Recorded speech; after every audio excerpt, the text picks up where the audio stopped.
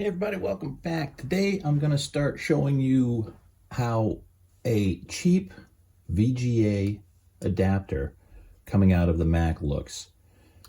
It's a Thunderbolt or like Mini Displayport, and it converts to VGA, and I have a spare monitor here that's sitting on top of my 486 right next to my computer, and unless I'm using the 486, that monitor is just going to waste. But there's lots of times where I will play retro games on here, and this does a good job emulating it. This is a nice retina screen, so things look pretty good, but I like to just now drag and drop them over here because this adapter is pretty solid. It does a great job. I can, let me get rid of this here. I was just using that as a focus, and hopefully that'll stay in focus pretty good and we don't get a lot of crazy squiggling on this.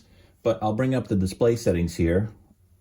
And over here, I'm at 85 hertz right now. I've cranked it up as high as it can. And I say at 800 by 600, I go a little higher. But a lot of stuff looks better actually at 800 by 600 on this. So I'm just leaving it there. And let's exit out of that. And okay, let me show you something else too. Let's just go to YouTube for a second before even looking at video games. So let's just look at this for a brief moment. I mean, it's running in 4K, but it's obviously an 800 by 600. But this is what used to be the charm of TVs like this or CRTs, is things look very beautiful. You know, that actually gets very speckled looking like that. So it's actually worth dropping down to say 1080p or something. It reduces that little bit of speckling on the TV. But things look great on here. When I'm sitting here and doing some work, I actually, if I'm watching a video, I'll throw it on that monitor because it looks fantastic. So let's get into like a game. Some games play in a native resolution that's too large to drag over to the screen, like I tried Thimbleweed Park or something. Let's see what else we got in here. I don't have a lot of games on this because it's a Mac, obviously, and it doesn't handle things. But let's look at Haven Park. This is a game that scales very well.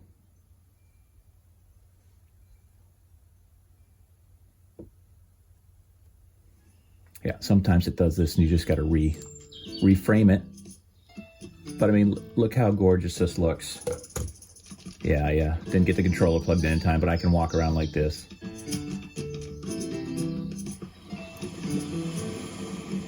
But you can see how fantastic even new games look on this. I mean, it's just gorgeous. But that's just to show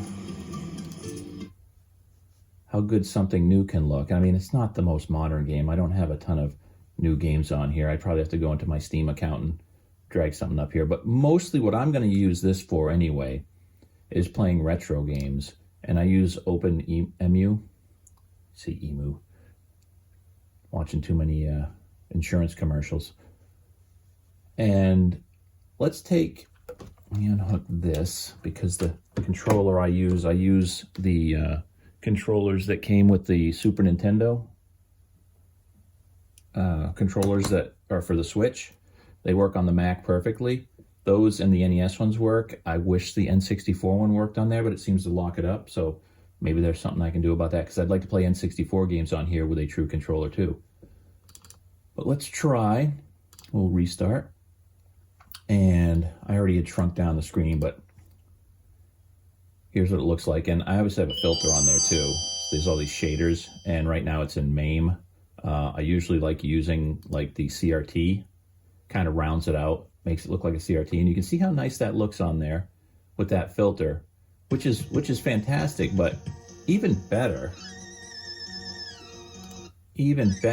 is having that over here with that filter on it, because it makes it look like a regular television to me, because the CRT's resolution's pretty high, so you don't get really scan lines. So if you want to see those scan lines, you gotta include them in the filters. So this has that filter on there. I don't know if it's coming through because I'm not really zoomed in on that screen particularly.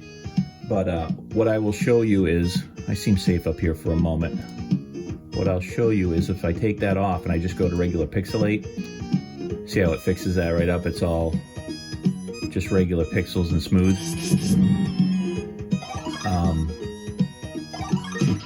Oh, monster in there for change. A lot of times it's a, oh, they got two of them. All right, so let's look while I'll go in here for a second. More monsters. So if I try another shader, like this is really fun to have. There's this VCR one. And it looks like I've recorded it right off of VCR, which, you know, if someone showed me this, it might fool me for a moment until I see the repeating patterns. But another fun filter that's built into this system, I'm sure there's more. I haven't downloaded any extras. I just use the ones that are in there because they're fine. But this is much more fun to play on this little CRT. It just feels better. I don't know how to explain it. Like I said, maybe it's because I'm older. I don't have an extra key. But most of the time I'll play it with one of these filters here. But also, let's close that out. And if you want, like the links. So on this one, I think it's the PS. And if anyone remembers actually owning a Lynx, the screen was horrible, the first generation screen. So I use this LCD PSP screen to give it that genuine look. And then I can take that over to here and emulate that on here.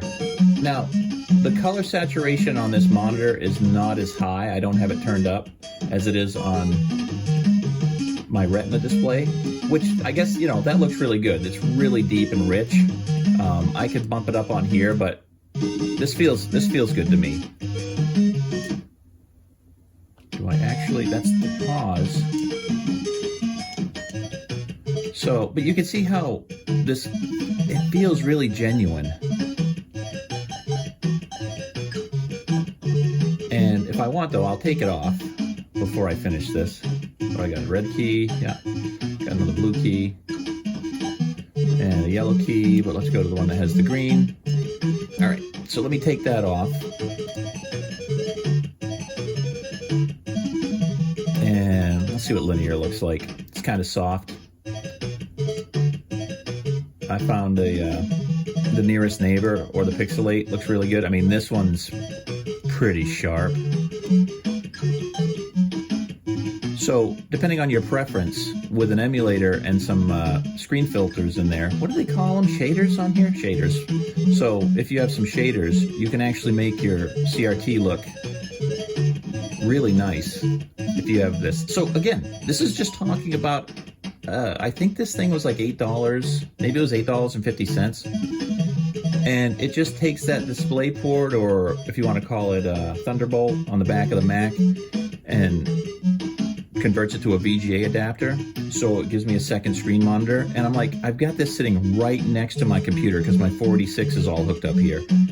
I don't know if you can see, well, you can't see, but I got the keyboard here and everything, you know, and it's just on top of that. You may have seen in another video, I've got that system. But the speakers come out of the Mac still, which is fine. It doesn't really feel like it's weird having the speakers come out to the left. It's just fine. That's the only thing that's a little off about it, if anything. But not something after playing for about a minute I even think about.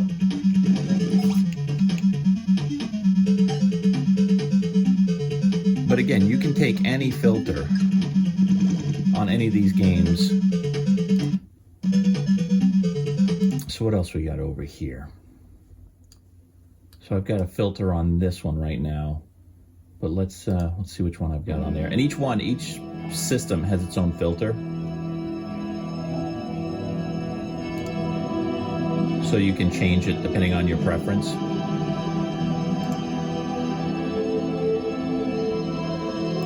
And there's also, you can, where are they? There's another option here.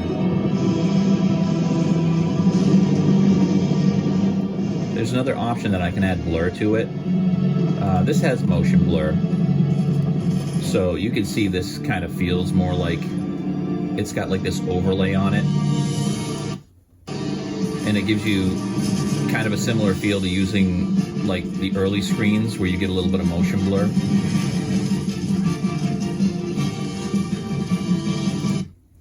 Let me shrink this down so I can drag it over. And of course this is able to handle, you know, it just outputs it like this and you see it in letterbox, which still looks great. I mean, and I got the windows open so you can see a little better the monitors and stuff. So this might not look as dark, but it's actually pretty rich, the black levels on this. And, you know, usually I'm playing in the evening, so it's not so significant.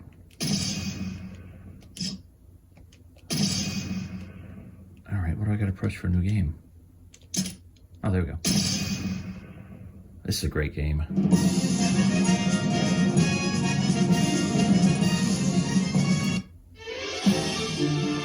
I don't know if anyone has this on the PSP, but it's fantastic. Ultimate Ghosts and Goblins. It's so hard though, like all of them. But this one's gorgeous and difficult. You see that blur going? I don't know if you can see it. See those guys coming at me. Let me pause this for a second. I'm gonna switch it over to the big screen.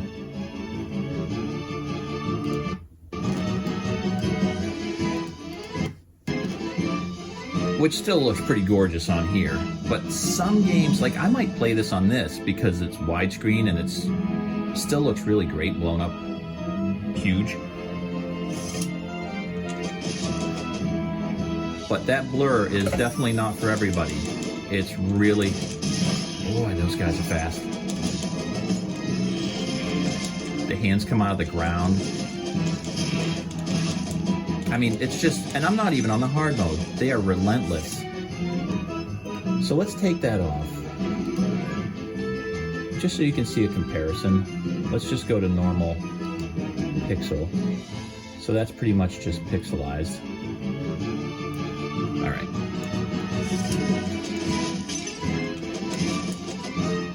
No more blur. Now I'm in my underwear. Things are getting desperate.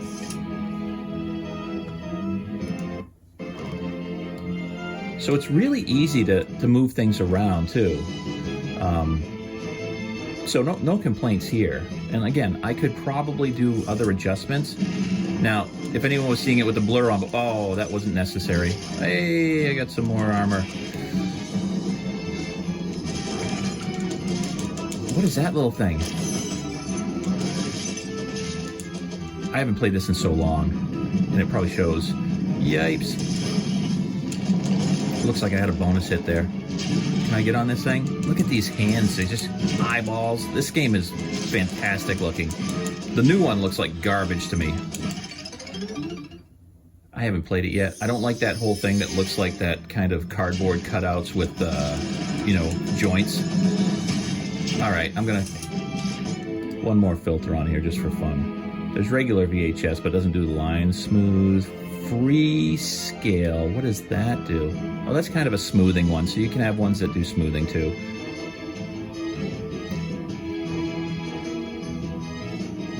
Dither, it's kind of ugly. This is really messed up. It gives a glow on everything. I don't know why anyone would play with this, but maybe there's some sort of system that it would be fun to have. But I mean, I can't even tell what's going on this. I don't know if you can see it well, but I'll bring it over to here so you can see how this coloring is just bizarre.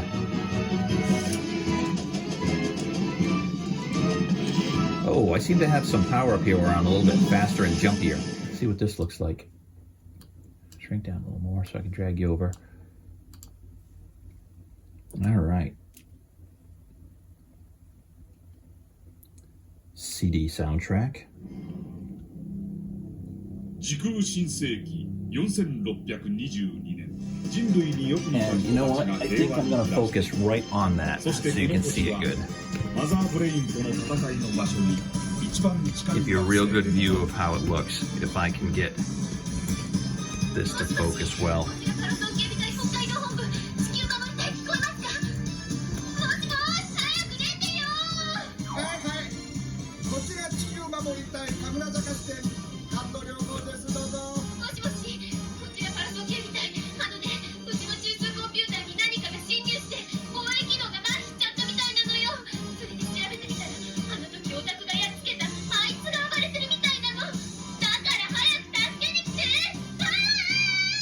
You know what she's saying?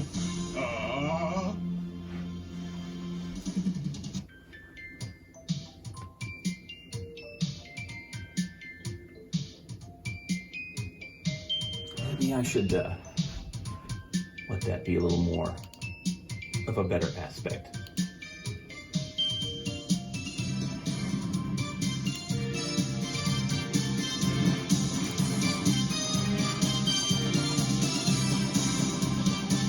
There we go. Let's give that a go. And I could change that monitor to stretch it a little left and right if I want to, but it looks pretty good. Straighten this out a little bit.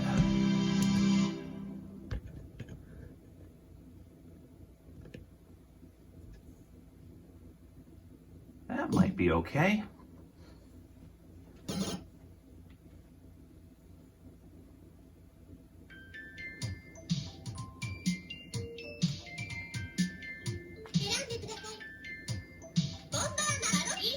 You gotta be PC Engine.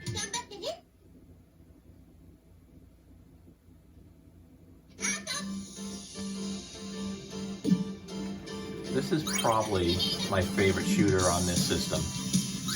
And I never really owned it before until I bought the Mini. So it was really worth getting the TurboGrafx Mini just to be able to own this. Not paying attention.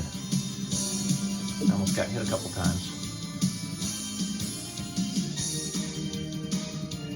But, you know, it's true. When I look at this, it looks a little plain because I feel like I'm playing on an emulator because I'm not getting any TV scan lines. So I think I'm going to put them back on. Unless you guys want to see the old VCR again first. This is what it would look like back in the early days of YouTube. Probably someone recording off a VCR first, their gameplay, and then uploading it. You might have had some crappy quality feeds. Or let's say, you know, this was a record-breaking Donkey Kong run on an official machine, wink wink.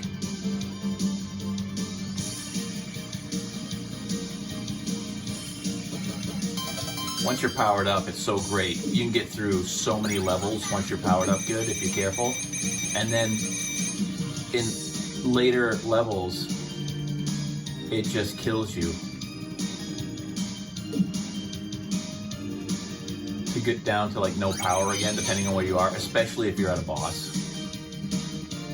And I've never beaten the game yet, but I've played it quite a bit since getting the Mini. And like I said, usually if I own a game, I download the ROM for it so I can just play it more conveniently.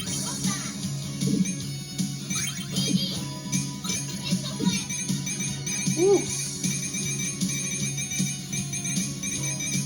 Sometimes I don't know what's good and bad. I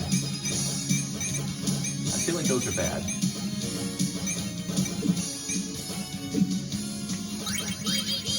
The CDs, these are great.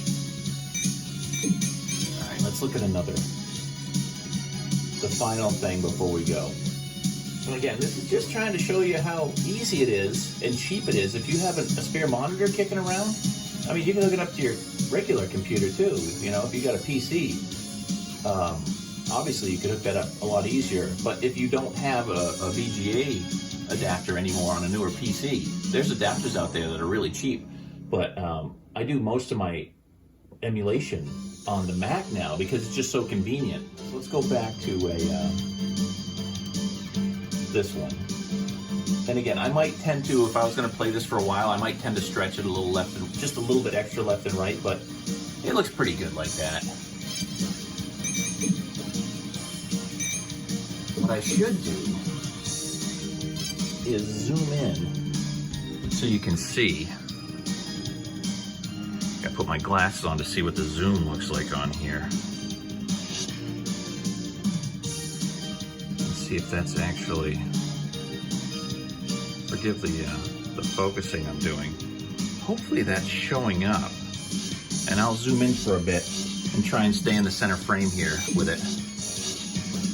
with my character, so you can see really the quality of this.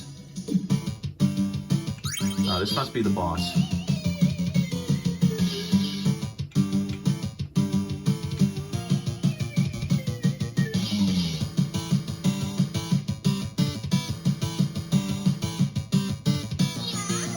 I was like, am I hitting anything? There we go.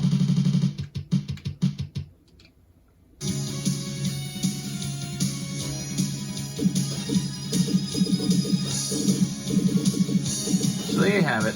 That's what a nice $8 cheap adapter can do for me to increase my enjoyment of playing retro games through emulation and pushing them over to a CRT monitor that otherwise is just sitting there unless I'm playing on original 486 hardware. So I'm getting more use out of this monitor, so I don't just have this big clump of a monitor sitting up in my living room next to my PC. Whoa, I almost bought the farm on that. Let me stay right here. Zoom back out and let you see some last second gameplay here before we wrap up. So if anyone out there wants to buy one of these adapters, they're on Amazon. I bought probably the cheapest one. Maybe it'll blow up in 3 months, but for now, I'm having a heck of a lot of fun for $8 or $9. So, at the moment, it gets a thumbs up for me. So we'll see you next time, and hopefully you enjoy these kind of things. I'm always trying to just tinker. I tinker as much as I play games, and that's half the fun for me. Anyone that grew up in the 80s or 90s, especially with PCs in the 90s, you know how much tinkering was a necessity and how much you needed to love it to play PC games just to get them to run on DOS or in Windows.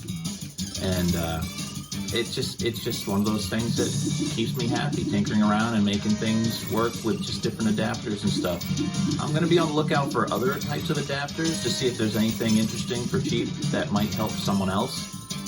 There's the biggest problem I have is trying to record is trying to record VGA off of old computers because they don't support the resolutions. There's really expensive adapters out there, and I don't want to spend a lot of money. I want to keep it, a lot of times I want to keep it under $10, So there you go. I hope you guys enjoyed this, and we'll see you next time. So long.